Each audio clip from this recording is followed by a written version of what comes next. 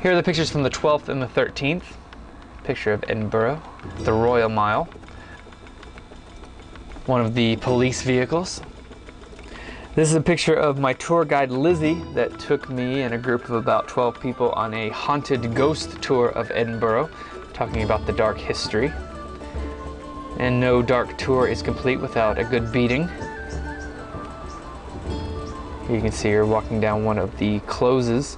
Now, closes is a term for an alley. It's a really narrow passageway between buildings where nefarious things happened. Actually, Edinburgh is filled with them.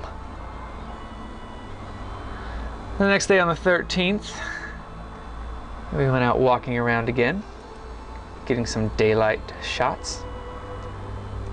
I went back to the cemetery that I went to last night during the tour and got a picture of some headstones. Celtic Cross, these are all over the UK.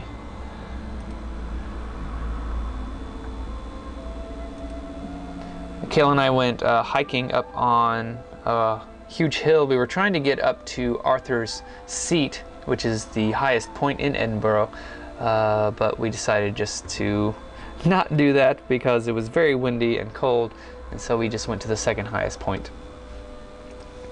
And on the way back we passed by a club that had a cool facade outside. This is Scott's Monument. It was one of the largest, actually the largest monument ever made for a writer.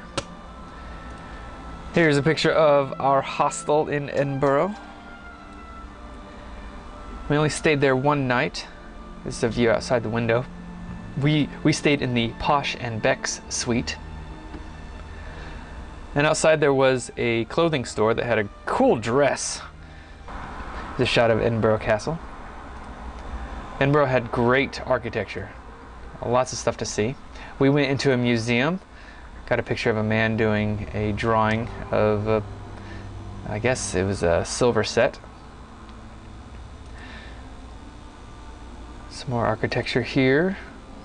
While we were walking around, we came across some school kids, and I thought they were pretty cute, so I got some pictures of them.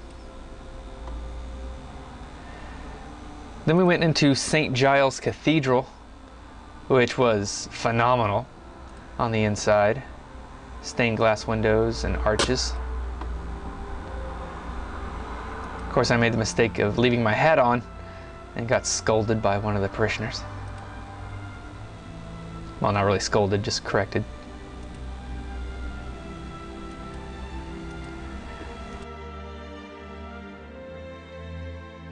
This is the heart of Menlovia, and apparently it's the only place in Edinburgh where you are allowed to spit, because this heart sat right outside of where the tax collectors would be, and you had to go there to pay your taxes, and people didn't like that, so they had this heart-shaped mosaic built into the pavement, and that's where they would spit to show their contempt. Now it's become a tradition that whoever spits on the heart for good luck has to hit the center, but if they hit anything else, then they are cursed. And I missed. Yeah, gotta practice my spitting skills.